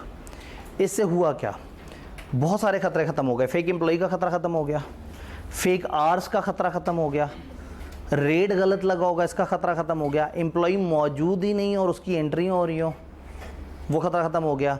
अपनी पसंद से ज़्यादा तनख्वाह ना लगा लियो, भाई तनख्वाह तो इन्होंने बतानी है जिन्होंने उसको हायर किया है। कोई चला गया है और उसकी तनख्वाह अभी भी प्रोसेस होती रहे, ऐसा नहीं होगा। ये जब डिटेल भेजेगा तो वो बता देगा ये बंदा चला गया है, इस महीने इसके सिर्फ 2 दिन थे, उसके बाद इसको हम नहीं काउंट करेंगे। पेमेंट सही लोगों के हाथ में पहुँच जाए, सब लोग अपने अपने रिकॉर्ड को टाइमली अपडेट कर लें, तो फिर ये एक पेरोल का इस तरह का निज़ाम है। तो आईकैप ने तकरीबन बारियां रखी हुई होती हैं, सेल्स, परचेज, पेरोल, इन 3 में वो गोल गोल घूमते घूमते तकरीबन हर दूसरी तीसरी अटैम्प्ट में से किसी एक को विज़िट कर लेता है, या उसमें से रट्टा पूछ लेता है या उसमें से लॉजिकल सवाल पूछ लेता है। आपको पता है ड्राफ्टिंग में आप इस तरह के एनालिसिस देखते हैं कि अच्छा कौन से सवाल किस तरह से आ रहे हैं, कितनी दफ़ा आ रहे हैं। तो इस टाइम पे मैं उस स्पेशलाइजेशन की बात नहीं कर रहा, मैं इस वक्त इस कंटेंट की बात कर रहा हूँ। क्या ये कंटेंट और ये जो हमने टॉपिक डिस्कस किया ये समझ आ रहा है? भाई कुछ कहना चाहते हैं? जी लाइट ऑन कर दीजिएगा। पेमेंट का दोनों जी जी इसमें अंडर पेमेंट का खतरा कैसे ख़त्म होगा? इस बंदे ने एक्नॉलेजमेंट देनी है, जब इसे पैसे मिलेंगे ये रोला डाल देगा, ये कहेगा मैंने इतने आवर्स काम किया है, उसके आवर्स का यहाँ रिकॉर्ड आ रहा होगा, जितने उसने आवर्स काम किए हैं वो एक इंडिपेंडेंटली भी रिकॉर्ड हुआ होगा और जॉब टाइम टिकट्स में भी रिकॉर्ड हुआ होगा।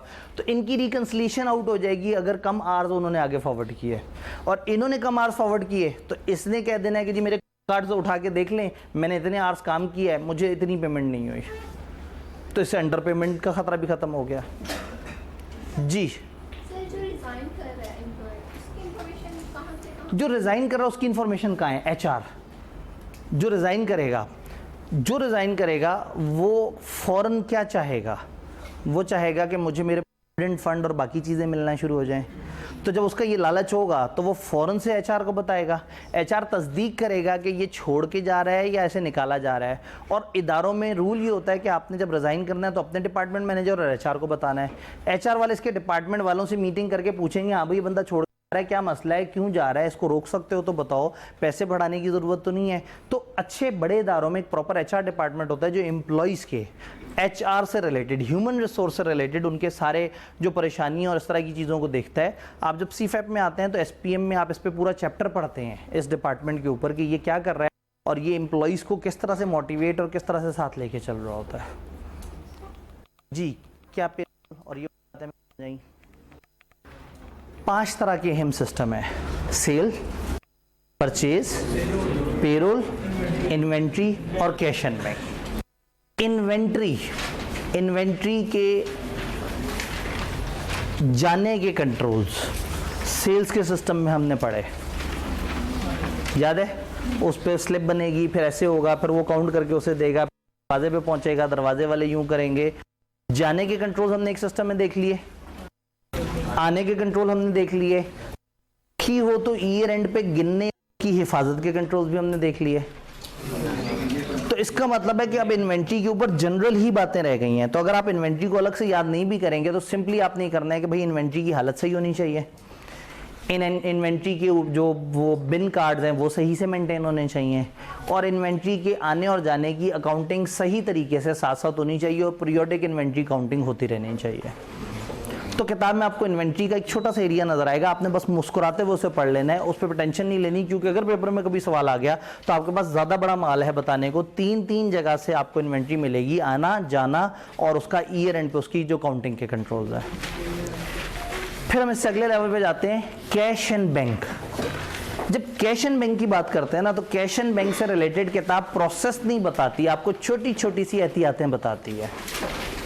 वो छोटी छोटी सी एहतियातें क्या है? पेटी कैश की क्या एहतियात है? ये जो इदारे के पास थोड़ा पैसा पड़ा हुआ है जो खर्चों वगैरह के लिए इस्तेमाल होना चाहिए, लॉक एंड कीज में होना चाहिए, ऑथराइज पर्सन्स के पास होना चाहिए, जिनके पास हो खर्चा अप्रूव करना उनके जिम्मे नहीं होना चाहिए, सेग्रीगेशन होना चाहिए। कोई और बताए कि ये खर्चा करना है, वो कोई और किसी और से अप्रूव करवा के इसको लाके कागज दिखाए, ये उतने पैसे दे दे, उस बंदे से एक्नॉलेजमेंट ले ले, ये अपने टिल को, गल्ले को, यानी कि कैश के जो दराज और जो पैसा जहाँ रखा हुआ है उसको मेंटेन करे, हर दिन टी अकाउंट बनाए, ओपनिंग बैलेंस क्या था, दिन में आया कितना, दिन में गया कितना। कैश के अंदर एक मिनिमम अमाउंट सेट कर ले कि इससे नीचे जब अमाउंट जाएगा तो मैं टॉपअप की रिक्वेस्ट दे दूंगा। भाई हर वक्त आपके पास फर्स्ट के 30-40 हज़ार रुपये होना चाहिए, तो आपने टॉपअप की रिक्वायरमेंट रखी हुई, हम 50 हज़ार इकट्ठा निकलवा लिया करेंगे। तो जैसे ही आपके पास पैसे कम होते होते 15 हज़ार को टच करें, आप फौरन से कह दें जी बस हमें कल as early as possible check से हमें 50 हज़ार टॉपअप करवा दें। तो हो सकता है कल तक आपके 7-8 हज़ार और लग जाएं, तो आपके पास चंद हज़ार रह जाएं, 50 हज़ार ऐड हुआ, अब दोबारा आपके पास आ गए 57 हज़ार। तो क्या होगा कि ये एक पीरियोडिकल अकाउंट मेंटेन करा होगा, टी अकाउंट की इतना था, इतना माइनस हुआ, जो उसके पास आया उसको भी रिकॉर्ड रखना है, और जो उसमें से माइनस हुआ। फिर लिमिट होनी चाहिए, पेटी कैश एक दिन में कितना निकलेगा। ऐसा नहीं होगा कि अचानक से हम 7 लाख रुपए पेटी कैश निकलवा लें। एक खास लिमिट से ऊपर मजबूरी में अगर पेटी कैश निकलवाना है तो फिर उसकी ऑथराइजेशन बड़े लेवल पे होनी चाहिए। ये तो पेटी कैश वगैरह के मामलात हो गए। अब वो जो कैश आपके पास बड़ा कैश आता है, जिसको अब जैसे देखिए हमारे पास बच्चे आके एडमिशन कराएंगे तो हमने पेटी कैश के अंदर रखना होगा 20-25 हज़ार।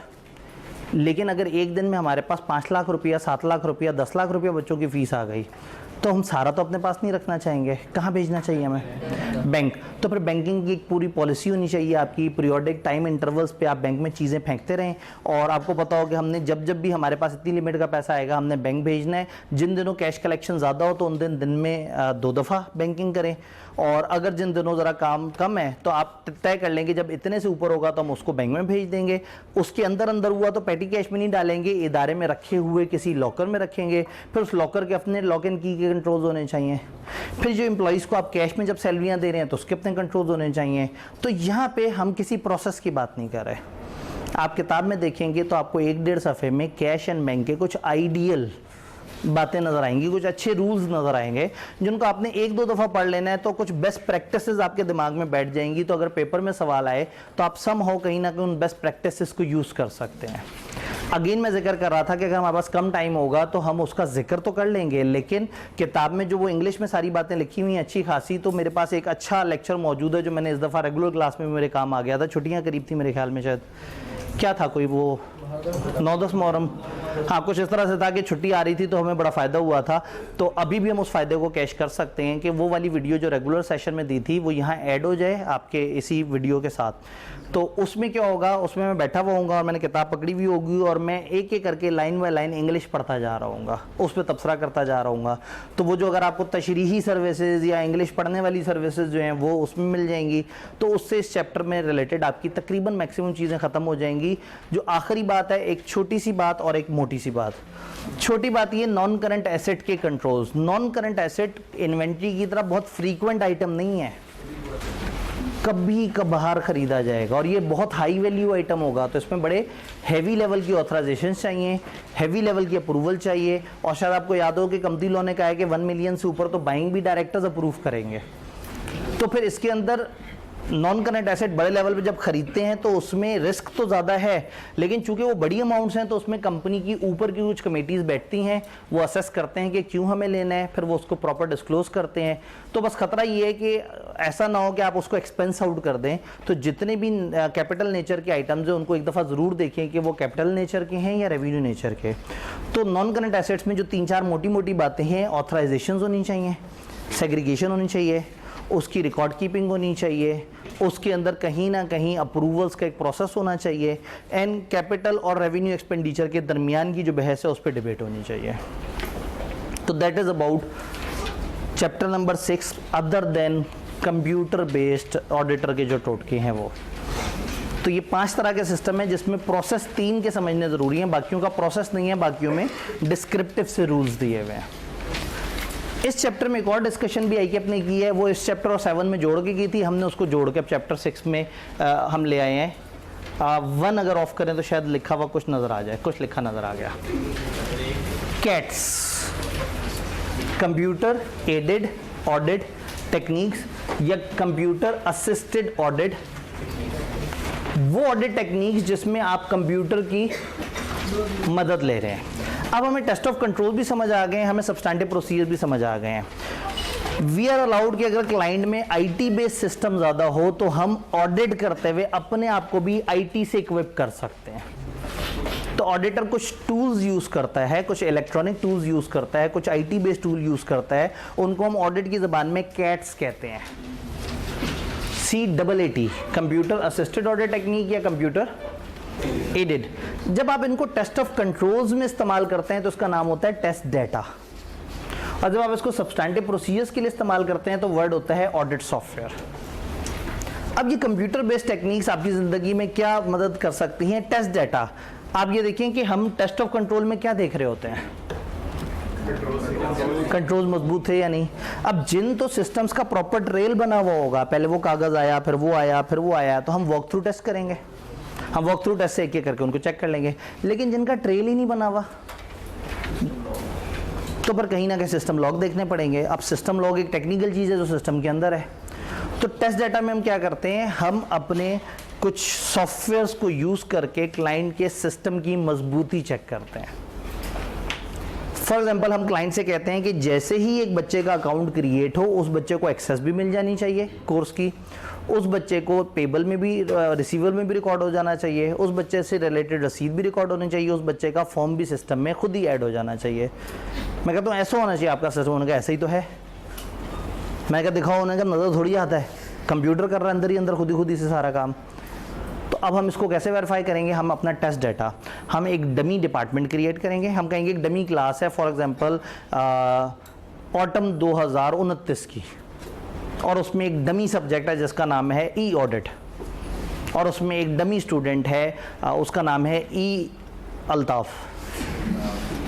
ठीक है, अब हमने खुद ही से एक इलेक्ट्रॉनिक नेम जनरेट किया, एक इलेक्ट्रॉनिक डिपार्टमेंट जनरेट किया, और अब उनके नॉर्मल अकाउंट्स बने हुए, हमने एक डमी डिपार्टमेंट बना दिया है। अब हमने क्या किया, वहाँ पे स्टूडेंट को वहाँ जैसे ही ऐड किया तो हमने कहा ज़रा दिखाओ वो वाला लेजर उसका क्रिएट हुआ है या नहीं हुआ, जाके लेजर देख लिया, फलाना चीज़ हुई है या नहीं हुई। तो टेस्ट डाटा के अंदर आप क्या करते हैं, आप डमी डिपार्टमेंट डमी इन्फॉर्मेशन उठा के सिस्टम को देते हैं, और सिस्टम को जो डमी इन्फॉर्मेशन देते हैं उसकी बेस पे आप उससे अंदाज़ा लगा रहे होते हैं कि सिस्टम सही काम कर रहा है या नहीं कर रहा। फिर क्लाइंट की बहुत ज़्यादा असर्शंस होती हैं, जी हमारा सिस्टम बड़ा मजबूत है, हमारा सिस्टम ऐसा है कि अगर 2000 बच्चे भी इकट्ठे लेक्चर ले रहे होंगे तो किसी बच्चे का लेक्चर ज़रा सा भी लैग नहीं करेगा। तो ऑर्डर ने ऐसी मुस्कुरा के अगर 5000 बच्चे इकट्ठे लेक्चर देखना शुरू कर दें उनको कोई फ़र्क नहीं पड़ना। उन्होंने कहा देख लो, उन्होंने कहा हाँ जी। ऑर्डर आया अपने सॉफ्टवेयर के पास, उसे कहा 5000 डमी अकाउंट क्रिएट करके सिस्टम पे फेंक दो। उसने सिस्टम पे फेंक दिए और सिस्टम में उन्होंने जाके अपनी अपनी फाइल प्ले करना शुरू कर दी। और उसके बाद फिर ऑर्डर ने सुकून से एक नॉर्मल बच्चे के अकाउंट को लॉगिन करके वीडियो चला के देखी कि वो चल रही है या नहीं चल रही है। तो आप री परफॉर्म करके देख रहे हैं कि उनका सिस्टम मजबूत है या नहीं। तो आईटी की दुनिया में जब क्लाइंट आपको कह रहा है कि चीज़ें नज़र नहीं आ रही हैं, आप कैसे वेरीफाई करेंगे? तो आप कहेंगे मेरे नज़र ना आने वाले ऑडिटर सिस्टम के अंदर घुस जाएंगे। तो आईटी का मुकाबला आईटी से होगा, जहर का तोड़ जहर। तो जहाँ क्लाइंट का सिस्टम बहुत ऑटोमेटेड होगा वहाँ मैं अपने टेस्ट ऑफ कंट्रोल में टेस्ट डाटा को यूज़ करूँगा। Test data dummy data create करता है, डमी डिपार्टमेंट क्रिएट करता है, डमी एंट्रीज क्रिएट करता है, सिस्टम पे लोड डाल के देखता है। आप अगर इसे बताएं कि ये चीज़ 5 जगह से अप्रूव होके आ रही है या नहीं आ रही, तो आपको बता देगा कि हाँ भाई ये सारी ट्रांजेक्शन 5 जगह से अप्रूव होके आ रही हैं। तो हो सकता है आप उसको कहें ये 200 बच्चों का डाटा है, मुझे देख के बताओ कि क्या इन सब पे कोऑर्डिनेशन डिपार्टमेंट वालों ने अपने हिस्से का टिक लगाया या नहीं लगाया। तो मेरा सॉफ्टवेयर मुझे पलट के कहेगा कि 200 तो ऐसे कह रहे हो जैसे मैं बड़ा कोई इंसान हूँ, 5000 बच्चे ना, 2 साढ़े 5000 बच्चे, 2 सेकंड एक्स्ट्रा लगेंगे, क्या बात कर दी तुमने। गरीब इंसान, मैं कंप्यूटर हूँ, मैं 100% पे खेलूंगा, दो मुझे सारा डाटा। तो मज़ेदारी की बात है कि वो 100% पे खेल जाएगा। वो 100% बच्चों का मैं उससे पूछ सकता हूँ लेजर क्रिएट हुआ है, वो मुझे 1 सेकंड बाद कहेगा हाँ जी क्रिएट हुआ हुआ है, या शायद 1 सेकंड बाद कहेगा सिवाय इन 211 बच्चों के बाकी सबका लेजर क्रिएट हुआ हुआ है। तो आईटी को फिर आईटी से शिकस्त देंगे। तो जब हम टेस्ट ऑफ कंट्रोल में आईटी के अपने टूल्स इस्तेमाल करते हैं तो उसको हम टेस्ट डाटा कहते हैं। यही काम हम सब्सटैंटिव प्रोसीजर्स में भी करते हैं। सब्सटैंटिव प्रोसीजर बनाते हुए मैं कहूँगा भी मुझे सेल्स को ऑडिट करना हो, कहेगा 1 मिनट रुक जाओ, खुद ही से मुझे असर्शंस दे देगा और खुद ही से मुझे उसकी प्रोसीजर बता देगा। फिर आप कहेंगे मैंने सैंपल ड्रॉ करना है, वो कहेगा अच्छा क्या पॉपुलेशन है, मैं उसे पॉपुलेशन फीड करूँगा। कहेगा किस तरह की सैम्पलिंग करनी है, रैंडम या सिस्टमैटिक, मैं कहूँगा सिस्टमैटिक। कितना इंटरवल रखना है, मैंने कहा जी 25 का। तो उसने कहा ये लो, ये तुम्हारा पहला रैंडम नंबर, ये 25-25 के साथ ही तुम्हारा सैंपल। फिर मैं कहूँगा मुझे सैंपल के बारे में यही इन्फॉर्मेशन चाहिए, वो फ़ौरन से सिस्टम में जाके मुझे वो टेबल बना देगा और कहेगा बस अब ये अपनी आंखों से देख के टिक क्रॉस खुद लगा लेना, कहो तो वो भी मैं लगा लूँ। तो ऑडिट सॉफ्टवेयर हमें डाटा जनरेट करके देते हैं, वर्किंग पेपर बना के देते हैं, ऑडिट प्रोग्राम बना के देते हैं, हमें स्टेप बाय स्टेप गाइड करते हैं, हमें सैम्पलिंग में हेल्प करते हैं, हमें हमारी प्रोजेक्शंस वगैरह और उन सारी चीज़ों में, हमारी मेटीरियलिटी की सारी कैलकुलेशंस में हेल्प कर रहे होते हैं। इवन कहानी इससे आगे चली जाती है आपके एनालिटिकल प्रोसीजर में। वो आप वहाँ पे पोर्शन बना होता है कि ट्रायल के एलिमेंट्स यहाँ डालो, तो उन्होंने बनाए हुए होते हैं डेटर यहाँ लिखने हैं, क्रेडिटर यहाँ लिखने हैं। हम ट्रायल का डाटा पकड़ के रेलेवेंट जगह डेटर क्रेडिटर लिखते हैं। वो कहता है अच्छा पिछले साल का डाटा भी इसी तरह से डाल दो, डाल दिया हमने। अब सामने ऑप्शन आ जाती है कौन सी रेशो जनरेट करवानी है। हम कहते हैं जी प्रॉफिटेबिलिटी की रेशो, कहता है जीपी की रेशो जनरेट करवानी है, हाँ जी, क्लिक किया फ़ौरन से रेशो सामने आ गई। पिछले साल से कंपेयर करना है या इसी साल के किसी और डिपार्टमेंट से कंपेयर करना है। यानी अब जब रेशियो में है क्या, आपने सामने से 2 चीज़ें पकड़नी है, कैलकुलेटर से जवाब निकालना है और उसको सामने लिख देना है। तो मैं क्यों करूं, जब ये सारा इन्फॉर्मेशन मैंने सिस्टम को दे दिया है तो सिस्टम को मैं बटन दबाता जाऊं और सिस्टम मुझे सारी रेशियोज ला के दे दे। फिर मैं उसी से पूछ लूं, अगर एक रेशो बहुत अजीब हो गई है तो याद ना करूं कि मैंने FR1 में क्या पढ़ा था कि ये वाली रेशो कितनी ख़राब हो तो एडवर्स होती है। यही मुझे बता देगा कि भाई डेटा टर्न अराउंड रेशो तो पिछली दफ़ा से इतनी ज़्यादा चेंज हो चुकी है, क्या बात कर रहे हो, ज़रा ध्यान से देखो, शायद डेटर्स में ओवर स्टेटमेंट हुई हुई है या सेल्स अंडर स्टेटेड है। तो चूंकि हर दफ़ा उसने प्रोसीजर के बाद एक खास तरह का जवाब देना है, तो अब वो तकरीबन एक AI टूल की तरह मुझे ऑडिट करने में हेल्प कर रहा होगा। तो उसको हम कहते हैं ऑडिट सॉफ्टवेयर। इस ऑडिट सॉफ्टवेयर की एक्सट्रीम फॉर्म होती है embedded audit facilities. Embedded audit facilities में हम क्या करते हैं, हम क्लाइंट के सिस्टम में ही अपना एक छोटा सा सॉफ्टवेयर इंस्टॉल कर देते हैं। अब वो सॉफ्टवेयर क्लाइंट के पूरे सिस्टम का एक अक्स अपने पास रिकॉर्ड कर रहा होता है। यानी कि जब जब भी उन्होंने कोई ट्रांजैक्शन की, जब जब उन्होंने ट्रायल बनाया, जब जब शाम में एंट्री की, सुबह में एंट्री की, जब एंट्री करके रिवर्स किया, जब जब किसी चीज़ को डिलीट किया, जब जब किसी चीज़ को ऐड किया, वो सब जो वो सिस्टम पे कर रहे थे, मेरा वो जो छुपा हुआ ऑडिट फैसिलिटी एम्बेडेड, जो अंदर पेवस्त हुई हुई ऑडिट फैसिलिटी, जो एम्बेडेड ऑडिट फैसिलिटी वो अंदर छुपी हुई है और वो हर चीज़ को रिकॉर्ड कर रही है। इसके लिए क्लाइंट से परमिशन लेनी पड़ती है, क्लाइंट के बड़ों को बताना पड़ता है कि हमारा एक IT टूल है जिससे हम अपने ऑडिट को और बेहतर कर सकते हैं। और आपके लोगों को भी खौफ रहेगा, आपने सबको बताना है कि भाई हमारे सॉफ्टवेयर में ऑडिटर का सॉफ्टवेयर एंटर हुआ हुआ है, तो जो गड़बड़ करेगा ऑडिटर को पता लग जाएगा। तो फिर अब जब हम ऑडिट पे असल में जाते हैं तो हम क्लाइंट से डाटा नहीं लेते, हम अपनी एम्बेडेड ऑडिट फैसिलिटी से डाटा लेते हैं। हम उसे कहते हैं कि कितनी ऐसी ट्रांजैक्शन है जो एक दफ़ा होने के बाद दोबारा से एडिट हुई थी। वो हमें बता देता है कि ये 113 वो ट्रांजैक्शन है जो होने के बाद एडिट हुई थी। ध्यान से देखते हैं तो कुछ में फ्रॉड मिल जाते हैं और कुछ पता लग जाता है कि एरर था और उस एरर को ठीक करना था। फिर हम उससे पूछ लेते हैं बताओ वो जितनी भी एंट्रीज हैं जो रात 11 बजे के बाद एंटर हुई, अच्छा ईयर एंड के बाद ऐसी, ईयर एंड के आसपास ऐसी एंट्रीज बताओ जो ईयर एंड से 10-15 दिनों बाद फिर से रिवर्स हो गई।